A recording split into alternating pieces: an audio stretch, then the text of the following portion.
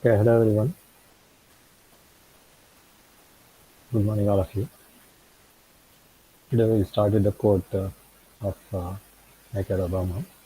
Your success will be determined by your own confidence and fortitude. So everything depends on our own confidence. Okay, so that's more important. And today is the birthday of Van Roos. I think all are familiar with Van Roos. And he was awarded the 1910 Nobel Prize for Physics for his research on the gaseous and liquid states of matter. He was largely self-taught in science. He didn't study much.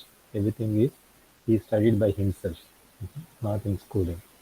His main work was to develop an equation, the Van der Waals equation, that unlike the laws of Charles Boyle and Jacques Charles, applied to real gases. Since the molecules do have attractive forces and volume, however small, Van der Waals introduced into the theory two further constants, if you remember, P plus A by V square to B minus B is equal to C. Uh, so two further constants to take these properties into account. The weak electrostatic attractive forces between molecules and between atoms are called van der Waals forces in his honor. His valuable results enable to work out methods of liquefying the permanent gases. Okay, so this is the main contribution of van der Waals.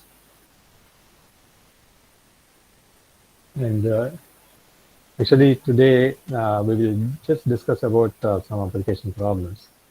And so today, this time somehow the syllabus is over a little bit early, maybe because normally I don't use PPTs, and because I have used PPTs, sometimes some things go faster and may not go slow because they are available in the PPTs. Like that. If I write everything, it will take more time.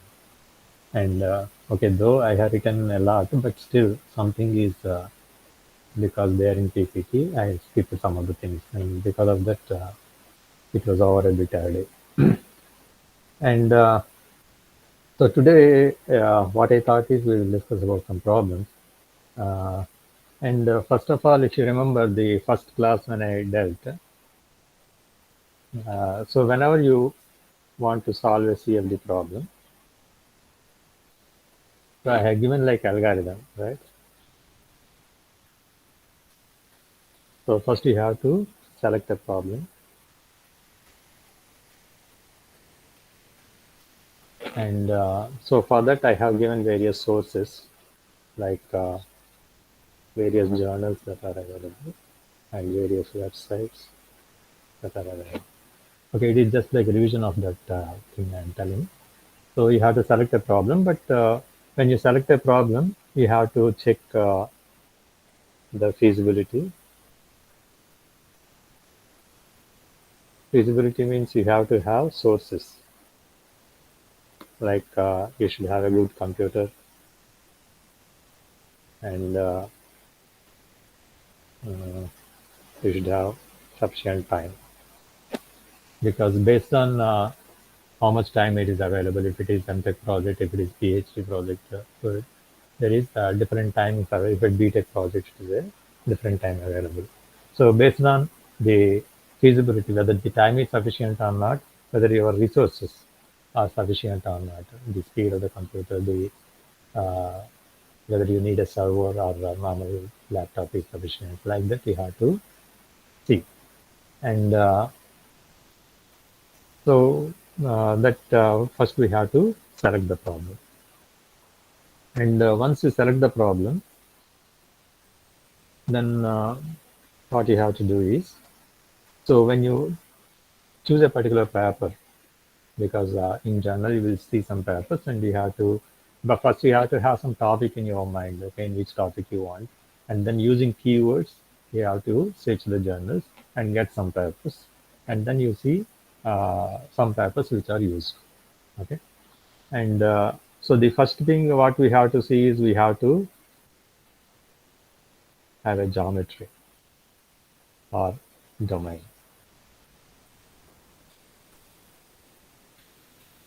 So this is very important. As I told, we have to decide the flow domain. And so I told there are two types of flows.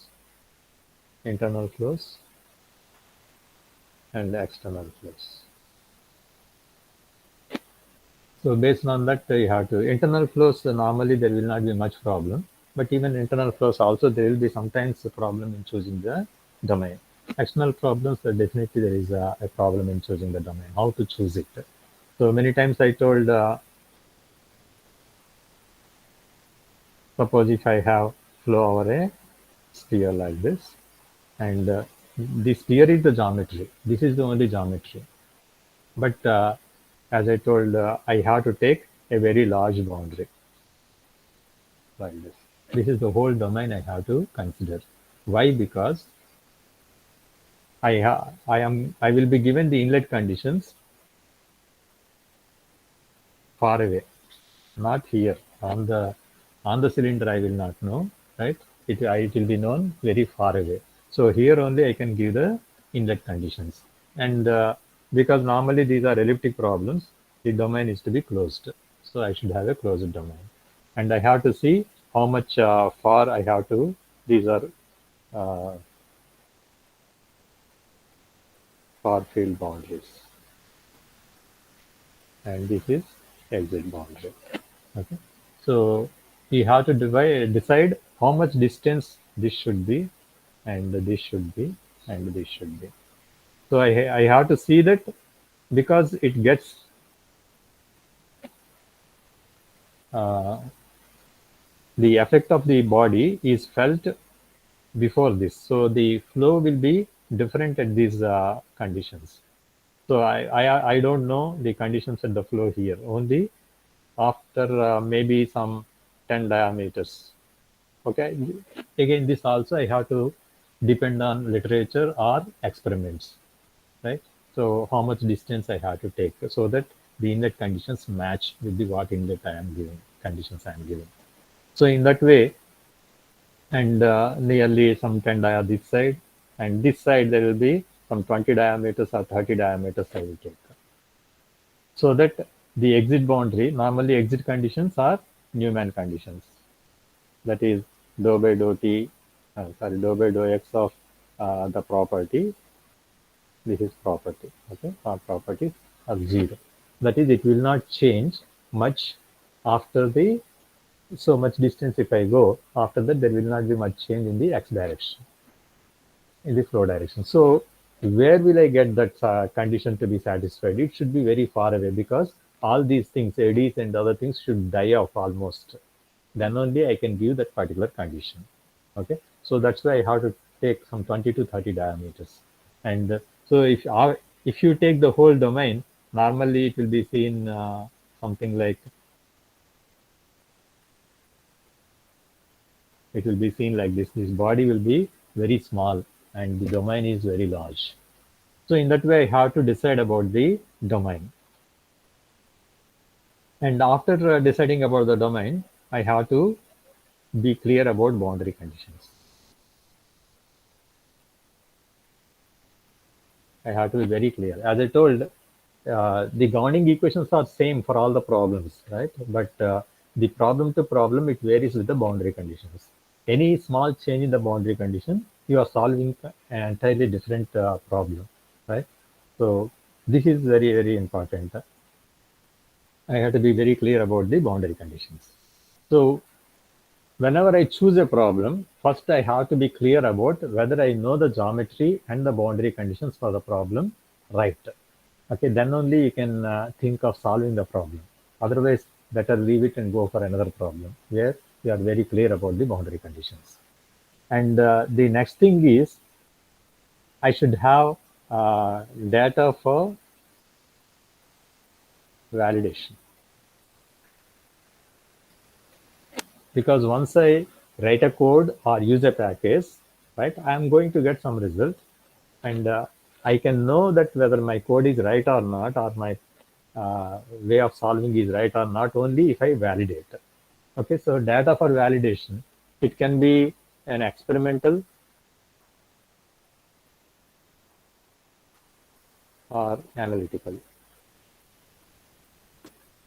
Okay, so these must be available. Then only you have to proceed. Otherwise, again, you cannot proceed. You write something you get something and you don't know whether it's right or not. So you cannot convince the examiners or the customer that your code is right.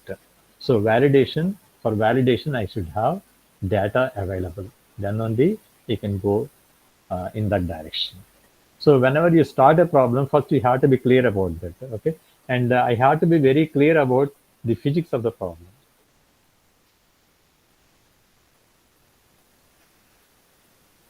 Okay. Sometimes if I don't have data at all, okay, still if I am forced to write because I need it, I write it.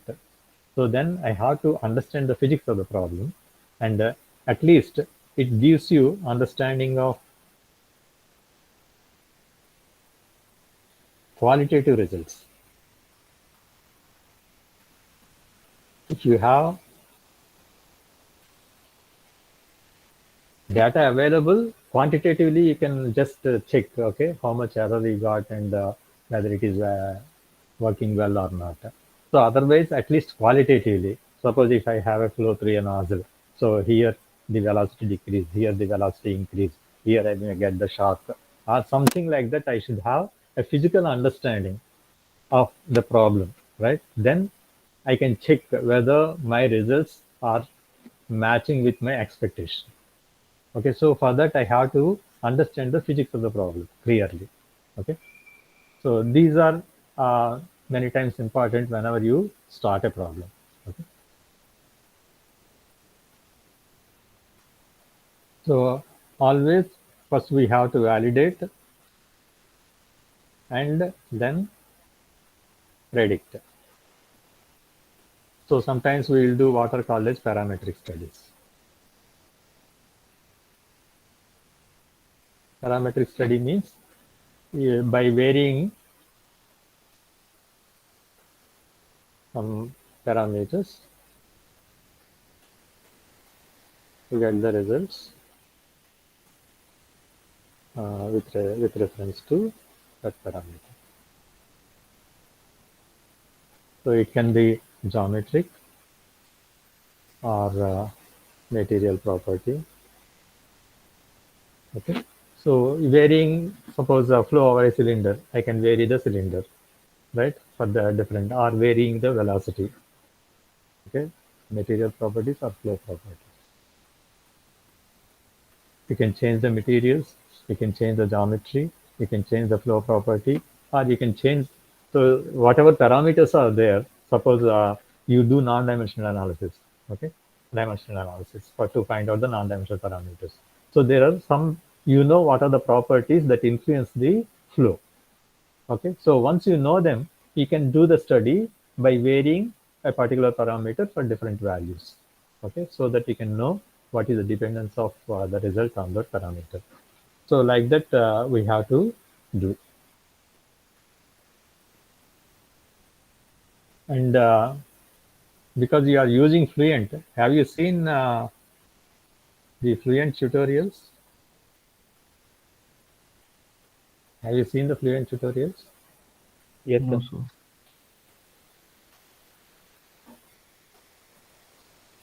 Anybody? So the Answers Fluent Answers Fluent tutorials, yeah. we are using it, sir, in simulation lab. You are using it. Okay. And have you seen those problems that are there? So what kind of problems? I mean, That is, tutorials means I am not telling user's guide. Okay, user guide is different. Tutorials. He has given some solved problems in tutorials.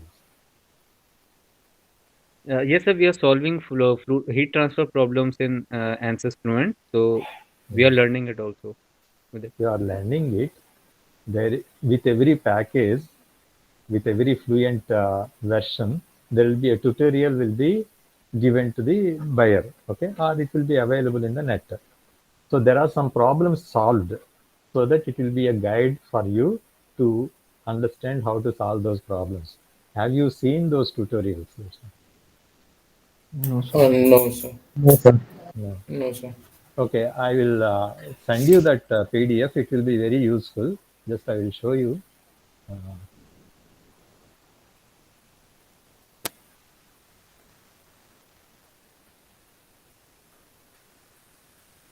Okay, anyhow, this in PPT I have made some problems. Okay, it is taken from the Fluent tutorials. Okay, just the example I will show you some of the problems. And suppose the first problem that is solved. Okay, these are the list of problems. Okay, fluid flow and heat transfer in a mixing elbow, modeling periodic flow and heat transfer, modeling external compressible flow, modeling transient compressible flow, modeling radiation and natural convection, modeling flow through porous media using a single rotating reference frame, modeling species transport and gaseous combustion using the non-mixed combustion model, modeling evaporating liquid spray, modeling cavitation, laminar flow, 2D laminar flow fast cylinder. These are different problems that are solved by those people, and they have made it like a manual. Step by step, what is the way we have to do, it is explained there. Okay, so these problems are explained in the tutorials. Okay, some few problems I will discuss here. Okay, suppose fluid flow and heat transfer in a mixing elbow. So he has given the problem description.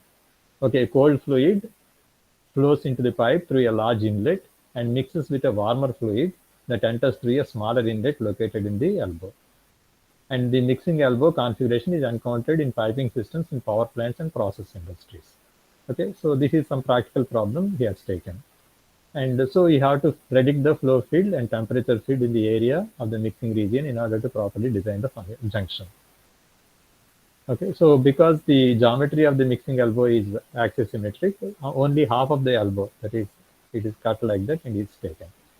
So this is the problem given, problem specification, and the properties of the water, and this is the properties of the flow at the entry, and this is the inlet, the main inlet, and this is the secondary inlet where water at different temperature it is entering. Okay, it is 40 degrees centigrade. This is at 20 degrees centigrade. Okay, so this is the way if it is entering, how the mixing region will be. So that is what the problem is. Okay, this is the way some problems are solved. And so first he has explained how to develop the geometry. So if this is the geometry, then you take only the half thing like this. Okay, and then this is meshed this way, meshing, and everything stepwise it is given explained in the tutorial. And so what are the options to be taken? Why we have taken for half of that section, sir? Because of the symmetry, because the other side also same you will get. So if you take only half, it reduces the computational time and storage. Okay, sir. Okay, it's like mirror reflection, right? So you will get the other side, the same pattern you will get. Okay, so the options that we take are steady flow, like pressure-based solver, because it is incompressible, energy equation included, and it is taken to be turbulent. Standard K-Epsilon model is used, and material properties are used like this, and velocity inlet like this. And once you solve it, okay, during the execution, actually somebody asked in the last class how to know whether it is going. So this is the way we have to. I think in the Fluent you will check it how the residues are varying. Okay, so the number of equations we are solving, continuity equation, x momentum, y momentum, energy equation, and k equation and epsilon equation. Okay, there are 6 equations are solved, and for each equation there can be a residue. Okay, or because 6 properties are there, for each property there is a residue, and you have to check whether the residue is decreasing with the number of iterations. Okay, so this tells it is going to converge. And then the velocity distribution and temperature distribution are taken here. So as I told, if I don't have the results, if I have the results, I can compare, no problem. If I don't have the results, I have to see physically whether it is behaving properly or not. Okay, so here this is low temperature, blue is low values, and red is higher value. And this is 20 degrees centigrade it is entering, and it is 40 degrees centigrade it is entering. So its effect is there up to some distance, and they gets mixed up. So there will be a medium temperature between 20 and 40. You can see physically it is behaving in the way that is expected. And similarly here also the velocities here are low, and here there is high velocity it is coming, so it is getting mixed up. And another thing you can see is actually it gets separated here because of the turning. And here there will be reversal of flow, and there is a low flow region, it will come here. So actually it goes like this, and here there will be a separation. So those qualitatively, if I can understand, okay. Can you explain it again, sir? No. So here, whenever there is a turning, right? Like this, if it is taking. So here, when the flow is going in this way, it gets separated here. Because it tries to go in this way, it gets separated here, and there will be separation here. Is it clear? Yes, sir, but the velocity profile, how it is changing, sir? I want to Because here there will be low velocity scan. There will be forward velocity, backward velocity, and all, and there will be some stagnation also you will get here. Is it clear? Sir, in previous, can you go for something? So Sir, here, this equation. the Yes, flow sir. is coming like this, and it is getting separated here. And here there will be, if I take a velocity vector plot, you can see some negative velocities and positive velocities. So there will be a eddy here formed. Is it clear? Yes, sir. So like that. Sir, Yes. in the ninth slide, what is I, sir? I equal to 5% they have given.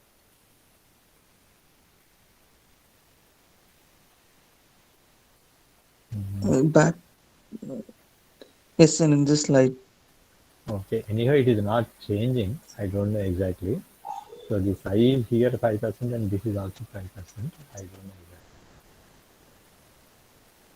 exactly. I think maybe the turbulence intensity or something, Okay, sir. because it is turbulence model is used. I think Okay, sir. Yes, sir. Yeah.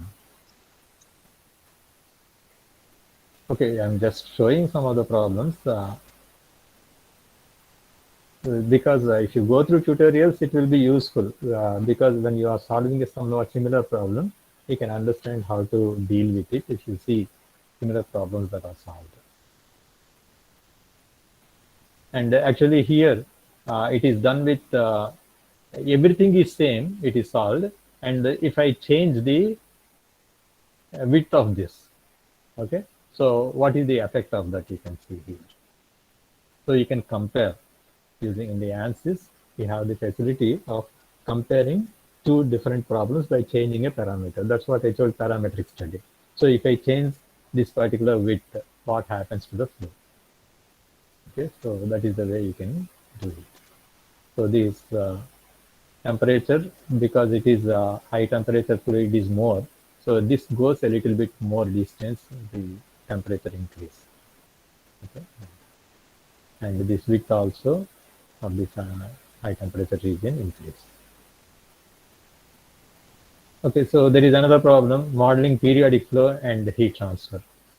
So if there is a tube bank and at high temperature, and there is a cold fluid going over that, so how the temperature distribution will be? It is a 2D section of a tube tank.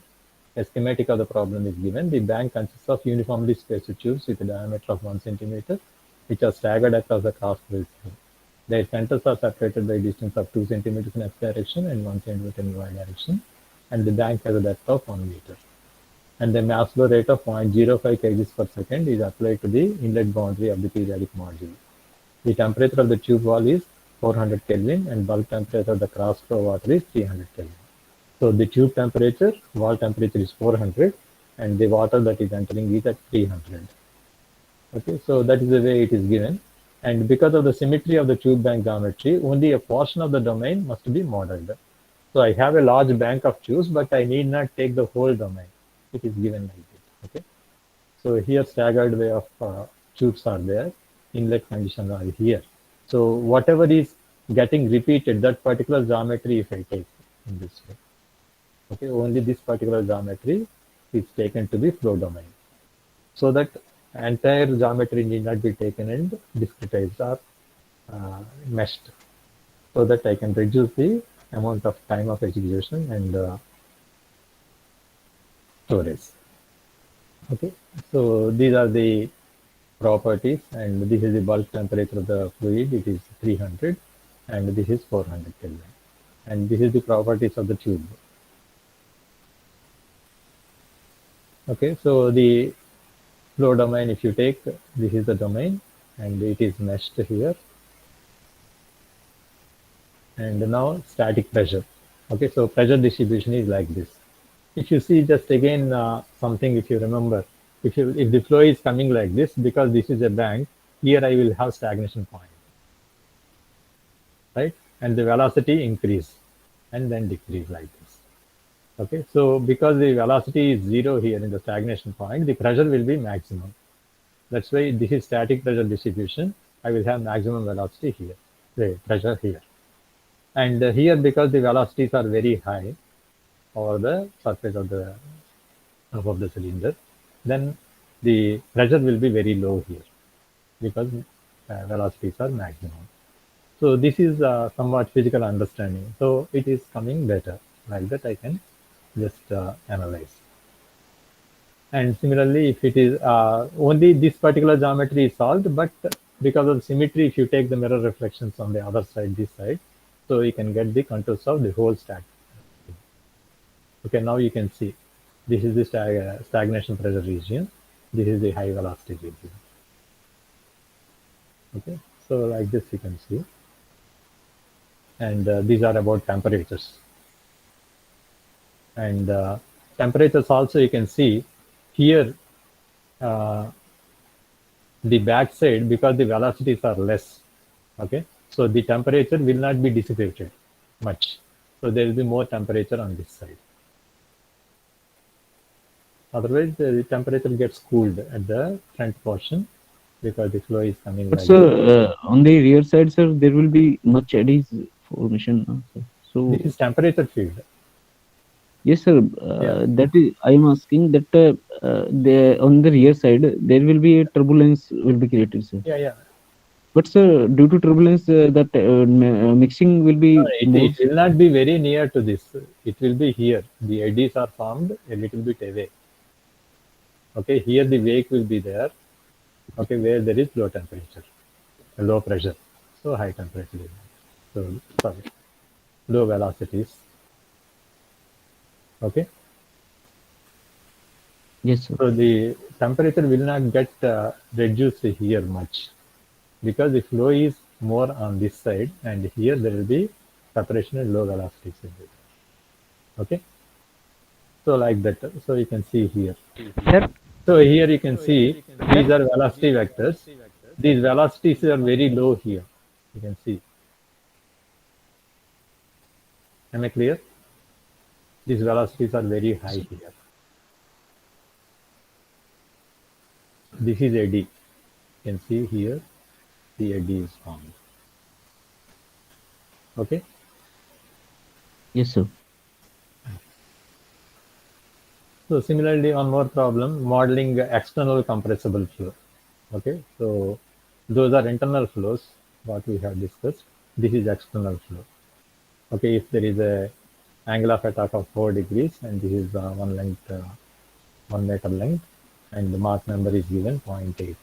Okay,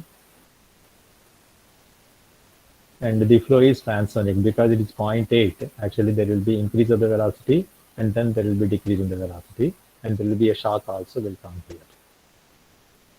Okay, it is and has a fairly strong shock near the mid chord. Okay, so on the suction side. So see, you can see here, this is the airfoil.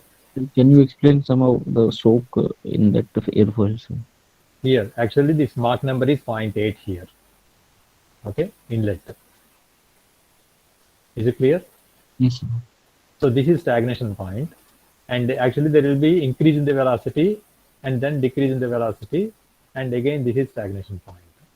So what happens is here in this portion it goes to supersonic velocities, and again it has to come back down. Okay, so there will be a shock here somewhere here. So we will see whether something like that it is coming or not.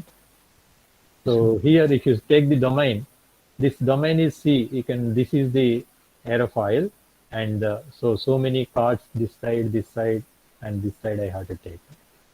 Okay, so you can take a rectangular one. You can many times it will be taken as circular one, or it can be taken as parabolic, and it is given why it is taken as a parabolic.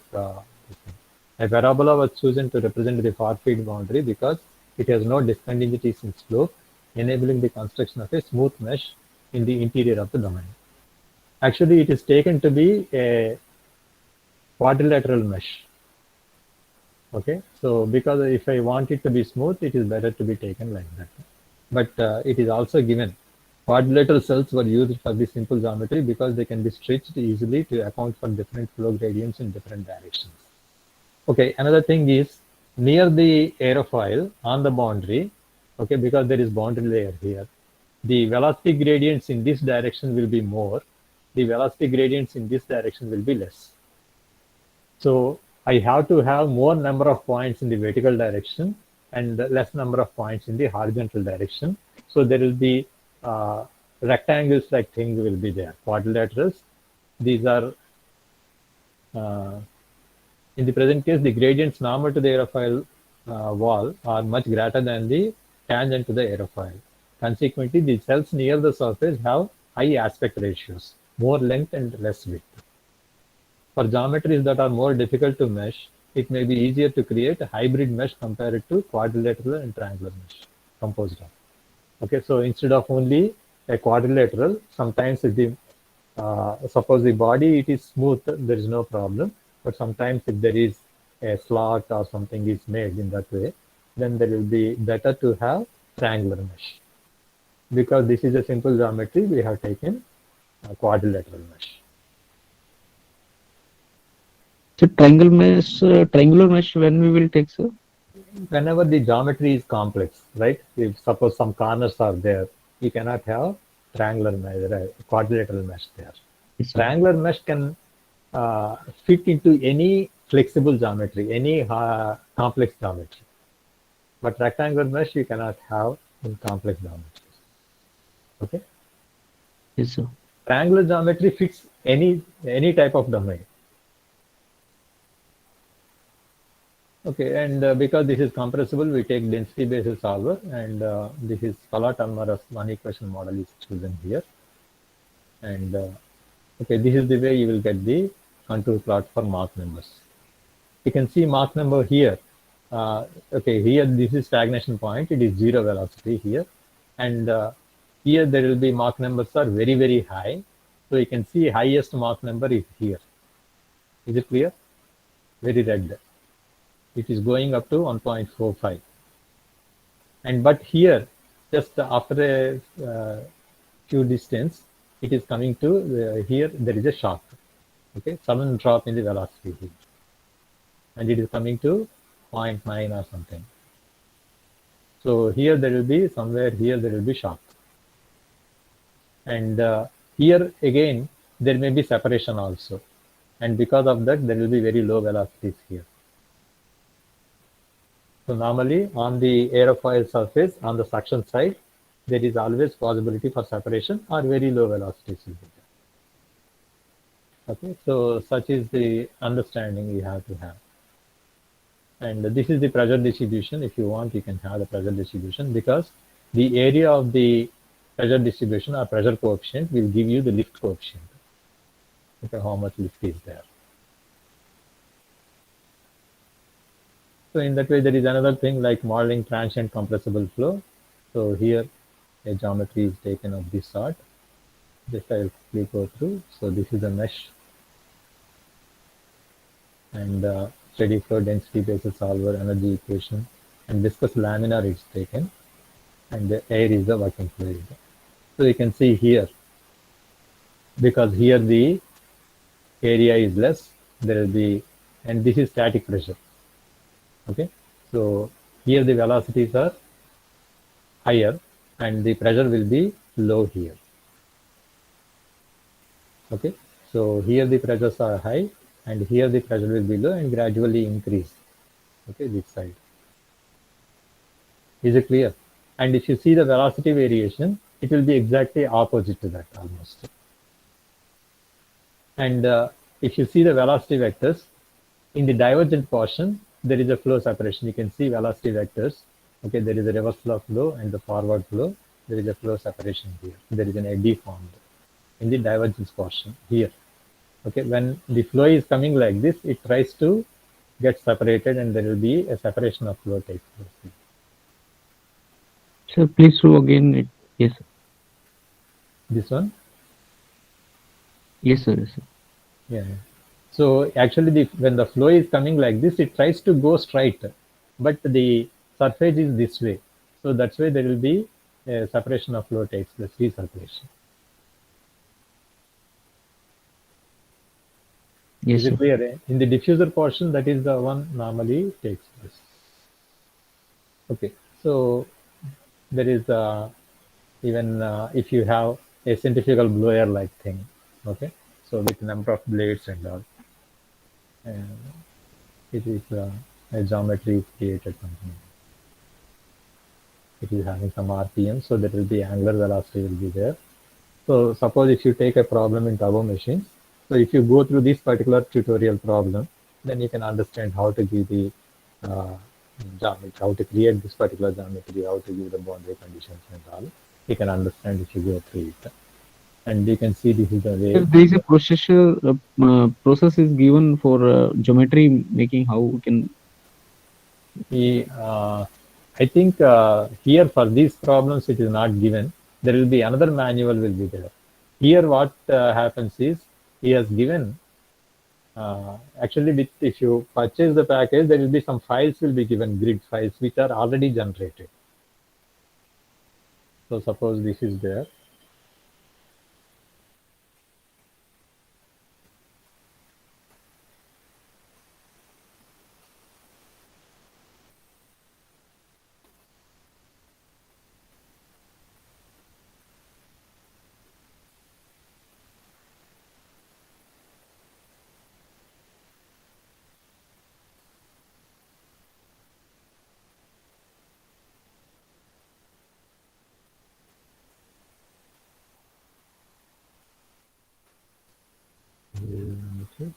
Solutions.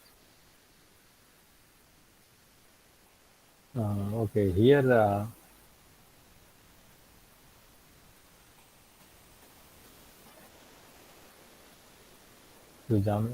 geometry files are available. So geometry generation he has not given.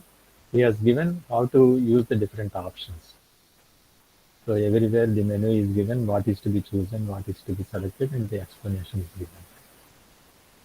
Okay, so here these are the various problems that are solved. Sir, can you share this PDF? Yeah. I will send you this. This is actually ANSYS 18 version.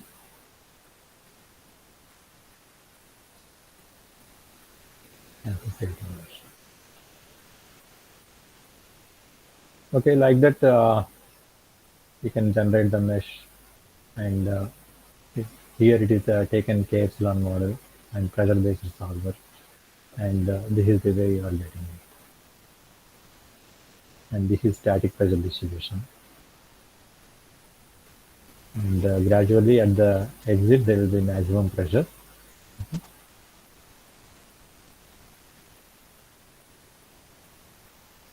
And so this it enters here and gradually it gets rotated,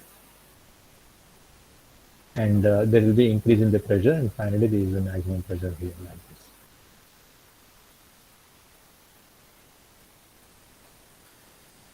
And these are the velocity vectors.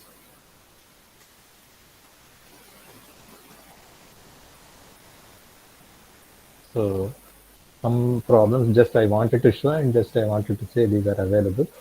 So you can go through the tutorial which I will send you, so that tomorrow if any problems are to be solved, you can understand what are all the various options available, and which are useful or chosen for the particular problems. Those things you can understand. Anything you like to ask? Actually, this class I will conclude this subject.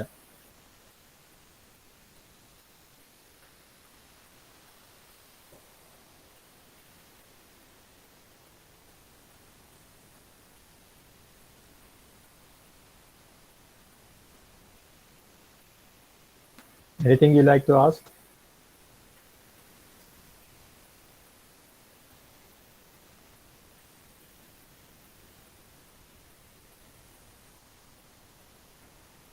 Okay, then you will go for stories.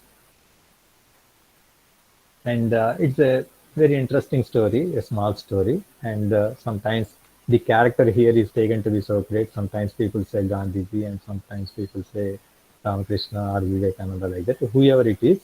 So it's an interesting story. Normally, if two people talk, many times they talk about a third person who is not there, and that too, it will be mostly negative only. And many times we lose relations because of some misunderstanding and because of something heard about him, some negative thing heard about him. And all. So we have to be very, very careful whenever we speak about a third person or whenever you listen about a third person from some other person. Okay, so nice story it is given. In ancient Greece, Socrates was reputed to hold knowledge in high esteem. One day, an acquaintance met the great philosopher and said, "Do you know what I just heard about your friend?" Okay. And then, "Hold on a minute," Socrates replied. "Before telling me anything, I would like you to pass a little test. It's called the triple filter test." Triple filter? That's right, Socrates continued. "Before you talk to me about my friend, it might be a good idea to take a moment and filter what you are going to say. That's why I call this triple filter test. The first filter is truth. Have you made absolutely sure that what you are about to tell me is true?" "No, actually, I just heard about it," and like that he was telling. "All right, that's okay. So you don't really know if it's true or not. Now let's try the second filter, the filter of goodness. Is what you are about to tell me about my friend is something good?" "No, on the contrary." "So you want to tell me something bad about him, but you are not certain it is true. You may still pass the test through, though, because there is one more filter left, the filter of usefulness. Is what you want to tell me about my friend going to be useful to me?" "No, not really." "Well," concluded Socrates, "if what you want to tell me is neither true, nor good, nor even useful, why tell it to me at all?" This is why Socrates was a great philosopher and held in such high esteem. So this is very important, right? Whenever you heard about somebody, you have to check whether it is true or not, or whether it is good about him or not, whether it is useful to me or it spoils my relation. Okay, so if everything is negative, don't just take into heart or mind. Okay? So this is very, very important if you want to have good relations. I believe we can all take something from this story and implement it into our daily lives. If you have nothing true, good, nor useful to say, why bother saying it at all? Why do you talk about that? Although there is nothing wrong with talking about other people, it is what we talk about them what really matters. Okay, we may speak about somebody, but what we speak about others is matters. It is so easy to fall into a pattern of unconscious criticism, doubt, and misunderstanding while involving oneself in a conversation about a third person. This short story of the great Greek philosopher Socrates could help us in making a better judgment about the information what we consume every day. The triple filter test can act as a very useful tool for blocking all the information that is not important to our lives. Okay, thank you. I wanted to share this story with you at the end. Right? Thank you, sir. Yes, sir. Thank you very Thank you, much for sir. your cooperation. This subject Thank you, was sir. so interesting. Thank you, sir. Right? Hope I tried my level best to pass on the information whatever I have to you, and hope you got and use it for a good purpose for your either project or interviews or something like that. So I want to have confidence in the subject. That is main thing. And tomorrow, if somebody asks, okay, what is your favorite subject? You should be in a position to tell CFD, sir. Okay, if you come to that position, I will be very, very happy and I will be proud of that. Right? And also, you should not feel that something is not known or something is not dealt in the class. Okay, there is something more in the CFD. I don't want you to think like that. So everything, whatever is there, almost I try to cover, right? So there should not be anything which brings you fear about CFD subject. But only thing is you spend some time to develop your own confidence.